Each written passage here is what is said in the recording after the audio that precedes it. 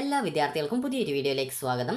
ഈ വർഷത്തെ SSLC പരീക്ഷ അവസാനിച്ചു കഴിഞ്ഞു. ഇനി വിദ്യാർത്ഥികൾ ചോദിക്കുന്ന പ്രധാനപ്പെട്ട കാര്യമാണ് SSLCയുടെ റിസൾട്ട് എപ്പോഴാണ്, അതുപോലെ തന്നെ വിദ്യാർത്ഥികൾ ജയിക്കാനായിട്ട് CE മാർക്ക് കൂട്ടുമോ, അതുപോലെ തന്നെ ഗ്രേസ് മാർക്ക് ഇത്തവണ ഉണ്ടോ, അതുപോലെ തന്നെ വിദ്യാർത്ഥികൾക്ക് ജയിക്കാനായിട്ട് 5-10 മാർക്ക് കിട്ടിക്കഴിഞ്ഞാൽ വിദ്യാർത്ഥികൾ ജയിക്കുമോ എന്നുള്ളത്, അതുപോലെ തന്നെ എങ്ങനെയാണ് ഒരു വിദ്യാർത്ഥി ഈ ഒരു പരീക്ഷ ജയിച്ചിട്ടുണ്ട് എന്നുള്ള കാര്യം നോക്കുന്നത് എന്നുള്ളത് നിങ്ങൾക്ക് ഈ ഒരു വീഡിയോ വഴി മനസ്സിലാക്കാം. അപ്പോൾ ആകെ പരീക്ഷാ മാർക്കിൻ്റെ, അതായത് പരീക്ഷയുടെയും അതുപോലെ CE മാർക്ക്, അതുപോലെ പ്രാക്ടിക്കൽ ഉണ്ടെങ്കിൽ പ്രാക്ടിക്കൽ മാർക്ക്, ഗ്രേസ് മാർക്ക് ഉണ്ടെങ്കിൽ ഗ്രേസ് മാർക്ക് എന്നിങ്ങനെ ടോട്ടൽ മാർക്ക് കൂട്ടുന്ന സമയത്ത് ആകെ മാർക്കിൻ്റെ, അതായത് പരീക്ഷയുടെയും CE മാർക്ക് ഉൾപ്പെടെയുള്ള ആ ഒരു ടോട്ടൽ മാർക്കിൻ്റെ 30% മാർക്ക് കിട്ടിക്കഴിഞ്ഞാൽ ആ ഒരു വിദ്യാർത്ഥി പരീക്ഷ ജയിക്കുന്നത് ആണ്. അതുകൊണ്ട് തന്നെ 30% എന്ന് പറയുമ്പോൾ എത്ര ശതമാനമാണ് ആകെ മാർക്കിൻ്റേത് എന്നുള്ള കാര്യം നോക്കാം. 40 മാർക്കിൻ്റെ പരീക്ഷ ആണെങ്കിൽ 10 മാർക്ക് CE ഉൾപ്പെടെ ടോട്ടൽ 50 മാർക്കിലാണ് പരീക്ഷ വരിക. അപ്പോൾ 50 മാർക്കിലാകുമ്പോൾ 50ൻ്റെ 30% എന്ന് പറയുമ്പോൾ 15 മാർക്കാണ് വേണ്ടത്. CE ഉൾപ്പെടെ 15 മാർക്കാണ് വേണ്ടത്. അതുപോലെ 80 മാർക്കിൻ്റെ പരീക്ഷ ആണെങ്കിൽ നിങ്ങൾക്ക് അതിൽ 20 മാർക്ക് CE ഉൾപ്പെടെ 100 മാർക്കിലാണ് വരിക. 100ൻ്റെ 30% എന്ന് പറയുന്നത് 30 മാർക്കാണ്. അപ്പോൾ ഈ ഒരു 30 മാർക്ക് കിട്ടിക്കഴിഞ്ഞാൽ ആ ഒരു വിദ്യാർത്ഥി ജയിക്കും. അതുപോലെ തന്നെ വിദ്യാർത്ഥികൾക്ക് അടുത്തതായിട്ടുള്ളത് IT സബ്ജക്റ്റാണ്. ITക്ക് സാധാരണ എല്ലാ വിദ്യാർത്ഥികൾക്കും A+ ആണ് ഉണ്ടാവുക. അതിൽ 30 മാർക്ക് പ്രാക്ടിക്കൽ, അതുപോലെ തന്നെ 10 മാർക്ക് CE, 10 മാർക്ക് തിയറി എന്നിങ്ങനെ ടോട്ടൽ ഈ ഒരു 50ലാണ് വരിക. 50ൽ 15 മാർക്ക് തന്നെയാണ് ഇതിലും നിങ്ങൾക്ക് ജയിക്കാനായിട്ട്. 30% എന്ന് പറയുന്നത് 15 മാർക്കാണ്. ഈ ഒരു 15 മാർക്ക് കിട്ടിക്കഴിഞ്ഞാൽ വിദ്യാർത്ഥികൾ ജയിക്കും. ഇനി വിദ്യാർത്ഥികൾ ചോദിക്കുന്ന പ്രധാനപ്പെട്ട കാര്യമാണ് വിദ്യാർത്ഥികൾക്ക് ജയിക്കാനായിട്ട് 5-10 മാർക്ക് മതിയോ എന്നുള്ളത്. അപ്പോൾ വിദ്യാർത്ഥികൾ ശ്രദ്ധിക്കേണ്ട കാര്യം എന്ന് പറയുന്നത്, നിങ്ങൾക്കിപ്പോൾ 40 മാർക്കിൻ്റെ വിഷയം ആണെങ്കിൽ അതിൽ 10 മാർക്ക് CE ഉണ്ട് എന്ന് പറഞ്ഞു ടോട്ടൽ നിങ്ങൾക്ക് 50 മാർക്കിലാണ് വരുന്നത്. അപ്പോൾ ഇങ്ങനെ 50 മാർക്കിൽ വരുന്ന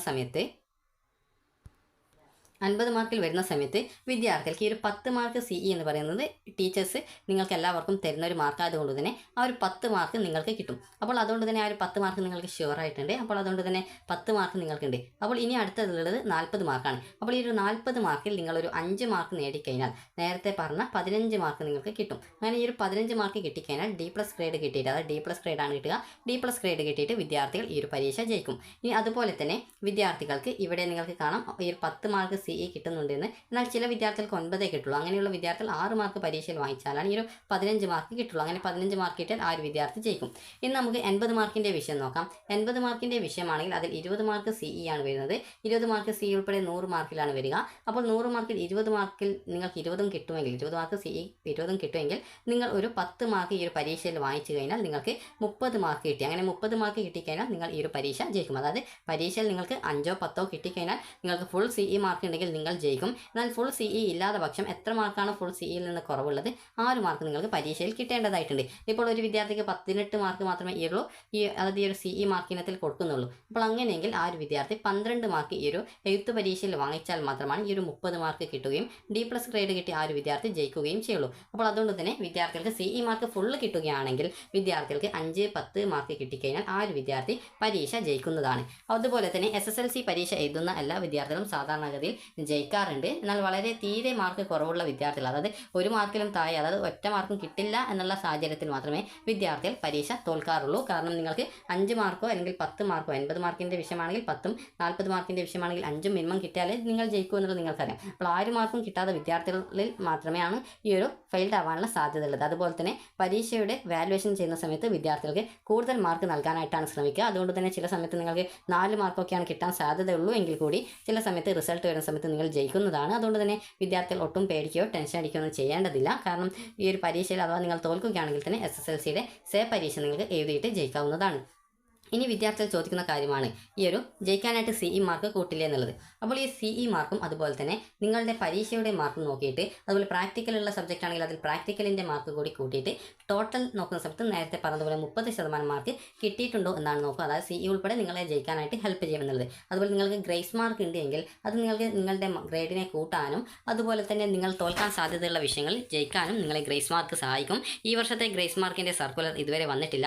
അത് വരുന്ന സമയത്ത് വിദ്യാർത്ഥികളെ ആ ഒരു വിവരം അറിയിക്കുന്നതായിരിക്കും. അപ്പോൾ ആ ഒരു സമയത്ത് നിങ്ങൾ സ്കൂളിലെ നിങ്ങളുടെ ടീച്ചേഴ്സിനെ, അതായത് ക്ലാസ് ടീച്ചേഴ്സിനെ വിളിച്ചിട്ട് ഈ ഒരു എന്തൊക്കെ ഡോക്യുമെൻറ്റ്സ് കൊണ്ടുപോകണം എന്നുള്ള കാര്യം കൃത്യമായിട്ട് അന്വേഷിച്ച് മനസ്സിലാക്കേണ്ടതാണ്.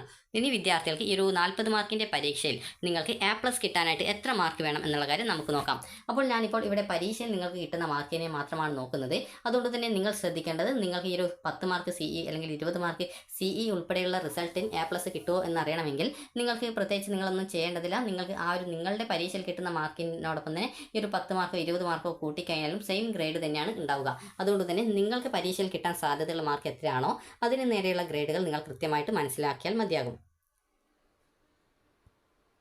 അപ്പോൾ വിദ്യാർത്ഥികൾക്ക് ഇവിടെ കാണാൻ സാധിക്കും, നിങ്ങൾക്ക് 40 മാർക്കിൻ്റെ വിഷയത്തിലെ മാർക്കാണ് നിങ്ങൾക്ക് നോക്കേണ്ടതെങ്കിൽ നിങ്ങൾക്ക് ആ ഒരു വിഷയത്തിന് 35 മുതൽ 40 വരെ മാർക്ക് കിട്ടാൻ സാധ്യതയുണ്ടെങ്കിൽ അത് CE മാർക്ക് കൂട്ടാതെയാണ്. CE മാർക്ക് കൂട്ടാതെ നിങ്ങൾക്ക് ഈ ഒരു 35 മുതൽ 40 വരെ മാർക്ക് കിട്ടാൻ സാധ്യതയുണ്ട് എങ്കിൽ വിദ്യാർത്ഥികൾക്ക് A+ ഗ്രേഡാണ് കിട്ടുക.